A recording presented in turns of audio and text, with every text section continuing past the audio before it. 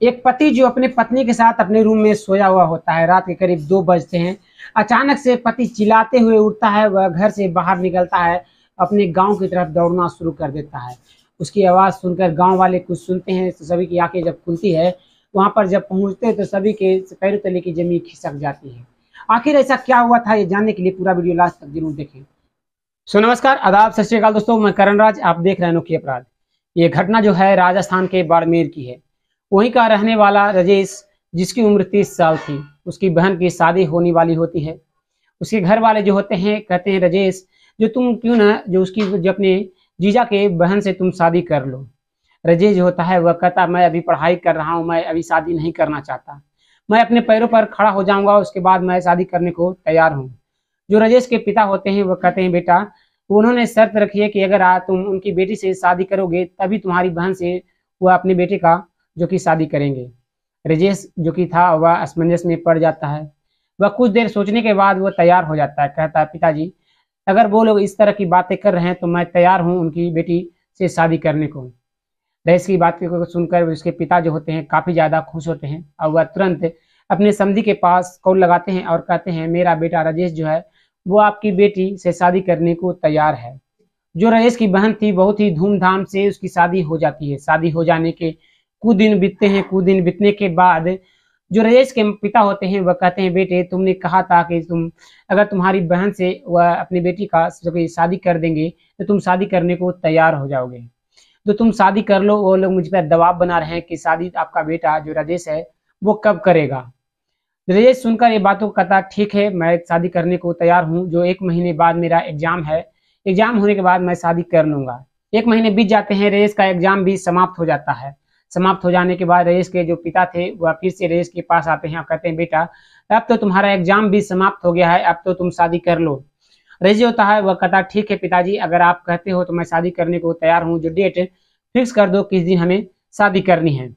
इस बात को सुनकर उसके पिता काफी ज्यादा खुश होते हैं और उधर लड़की वालों की तरफ वो कॉल करते हैं और डेट फिक्स कर लेते हैं। डेट फिक्स हो जाने के बाद 6 अक्टूबर 2022 को दोनों को बहुत ही धूमधाम से शादी हो जाती है। शादी हो जाने के बाद राजेश की जो दुल्हन थी वह अपने रूम में इंतजार कर रही होती है।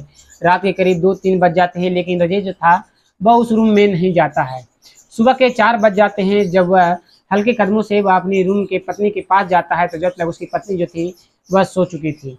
वह जाता है अपनी पत्नी के बगल में जाकर सो जाता है। अगली सुबह जब होता है तो राजेश को देखकर जो उसकी पत्नी होती है आरती, वह कहती है, आप रात में क्यों नहीं, मैं आपका इंतजार करती रही लेकिन आप नहीं आए।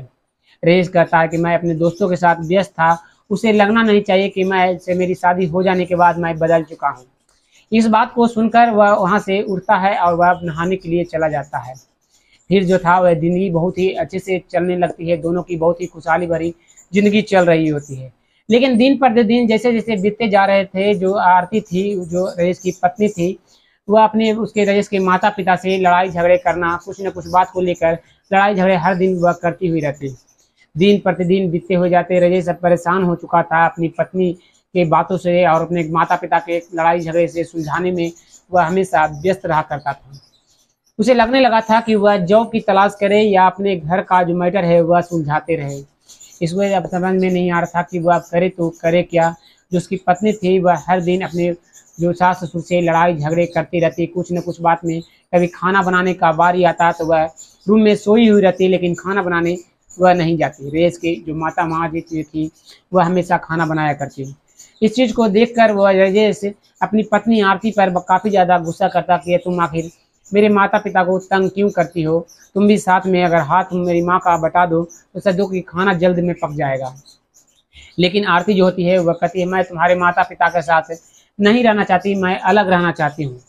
इस बात को जो वह बोलती है तो उसके घर वाले जो होते हैं राजेश के माता पिता वह सुन लेते हैं। इस बात को सुनते ही राजेश के माता पिता एक दूसरे से बातें करते हैं और राजेश को साइड में अपने रूम में बुला लेते हैं। बुला लेने के बाद वह दोनों जो थे वो राजेश को कहते हैं कि अगर तुम्हारी पत्नी जो है वह अलग रहना चाहती है हमसे तो क्यों ना गांव के बाहर एक ज़मीन है, हमारा प्लॉट है, उसमें तुम घर बनाकर रहने लगो। वहीं पर तुम घर बनाओ, मैं पैसे दे दूंगा, वहीं पर तुम घर बना लेना, वहीं पर रहना, जो कि जब भी तुम्हें मिलना हो तुम चले आना। राजेश अपने माता पिता की बातों को सुनकर वह मना कर देता है कि मैं आपसे अलग नहीं होना चाहता।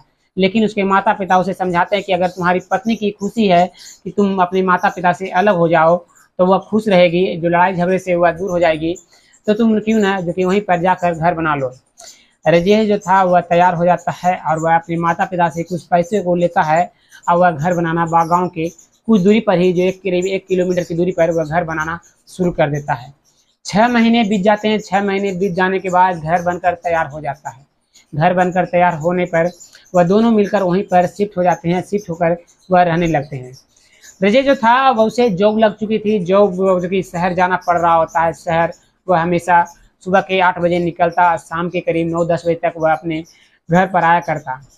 दिन जो था इसी तरह से चलने लगा था। अब जो आरती थी वह उसकी खुशहाली भरी जिंदगी चल रही होती है, लेकिन दिन प्रतिदिन जैसे बीतते जा रहे थे, जो राजेश था वह देखता कि जब मैं उसका घर आता है तो हमेशा जो उसके वह मोबाइल पर बिजी रहती है। इस चीज़ को देखकर राजेश जो था वह आरती से पूछ भी बैठता है कि आखिर तुम कहाँ बिजी रहती हो, तो वह हमेशा कहती कि मैं अपने माता पिता से, अपने भाई से बातें करती हुई रहती हूँ।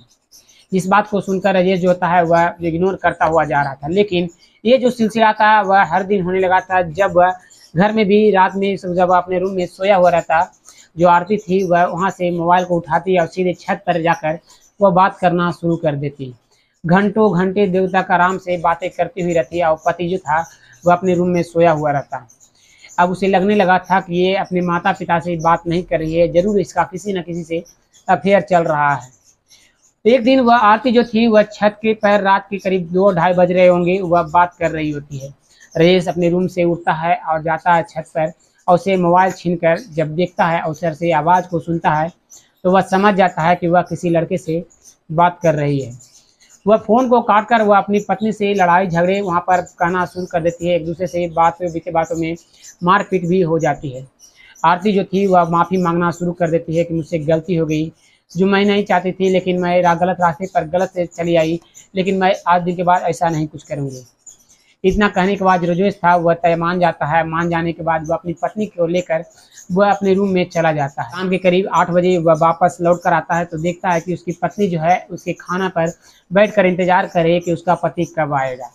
वह देखता है कि आरती जो है वह खाने पर बैठकर उसे इसका इंतजार कर रही है, तो वह काफ़ी ज़्यादा खुश होता है क्योंकि उस दिन वह किसी से बात नहीं कर रही होती है। राजेश वहाँ तुरंत अपने सामान को रखता है और पत्नी के साथ बैठकर खाना खाना शुरू कर देता है। दोनों प्यार भरी बातें करने लगते हैं। प्यार भरी बातें कर कर एक दूसरे का हाथों में हाथें डालकर वह बेडरूम में चले जाते हैं। बेडरूम में जाने के बाद जो आरती थी वह धीरे धीरे अपने पति से प्यार करना शुरू कर देती है और बात करने के बाद वह दोनों एक दूसरे के साथ संबंध बनाना शुरू कर देते हैं। संबंध बना ही रही होती है कि आरती वहीं के रजाई के नीचे से धारदार चीज़ को निकालती है और उसके प्राइवेट पार्ट को अलग कर देती है। राजेश वहाँ पर चिल्लाने लगता है, पूरा रोज जोर जोर से चिल्ला रहा होता है, लेकिन उसकी पत्नी वहीं पर बैठकर ठहाके लगाना शुरू कर देती है। राजेश चिल्लाते हुए वह अपने रूम से बाहर निकलता है और दौड़ता हुआ सीधे अपने गांव की तरफ जाने लगता है। जब गांव वाले राजेश की बातों को सुनते हैं तो तुरंत उसके तरफ दौड़ना शुरू कर देते हैं। सभी गाँव वाले जब उसके पास आते हैं तो देखते हैं कि राजेश का जो प्राइवेट पार्ट है वह उससे अलग हो चुका है।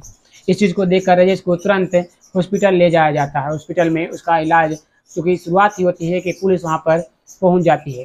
पुलिस जब राजेश से पूछताछ करती है तो राजेश से सारी की बातों को वह बता देता है और तुरंत पुलिस जो होती है वह आरती के पास चली जाती है। आरती को गिरफ्तार कर कर वह थाने लेकर आती है और उसे पूछताछ करना शुरू करती है कि आखिर तुमने अपने पति का जो इस तरह का हाल किया है आखिर क्यों किया। आरती बताना शुरू करती है कि उसकी शादी जो हुई है उसकी मन मर्जी के खिलाफ हुई है। जो उसके माता पिता ने आटा साटा के तहत उन दोनों की शादी कराई थी। जो मेरी ननद है वह मेरी भाभी बन चुकी है, जो मेरा भाई है वह मेरा जीजा बन चुका है। मैं ये रिश्ते को नहीं मानता हूँ। मैं कोई और लड़के से प्यार करता था। जो मेरे माता पिता ने जो कि आटा साटा के तहत हम दोनों की शादी करा दी, मैं इसके साथ रहना नहीं चाहती। ये मुझे उतना प्यार नहीं देता था जितना मुझे वह लड़के से मिल रहा होता है। पुलिस आरती के बयानों को नोट करती है और कहती है कि अगर तुम्हारा पति से प्यार नहीं मिल रहा होता है, तुम उससे तलाक ले सकती थी, तुम उसे डिवोर्स दे सकती थी और तुम अपने प्रेमी के साथ रह सकती थी। लेकिन जो तुमने किया है वह जो कि तुम्हें नहीं करना चाहिए, तुम्हें जो कि सज़ा होगी और तुम्हें कड़ी से कड़ी सज़ा दिलाने की हम लोग पूरी कोशिश करेंगे। आरती को पुलिस कोर्ट में पेश करती है और आरती को कुछ सालों के लिए सज़ा हो जाती है। तो दोस्तों, इस घटना के बारे में आपका क्या राय है? आरती ने जो किया अपने पति के साथ वो सही किया, या फिर आरती को अपने ही माता पिता को उस वक्त समझाना चाहिए था कि मैं जो कि रजत से शादी नहीं करना चाहती। आपका क्या राय है, कमेंट में अपना राय जरूर दीजिएगा। फिर मिलते हैं एक और सच्ची घटना को लेकर, तब तक के लिए धन्यवाद। जय हिंद दोस्तों।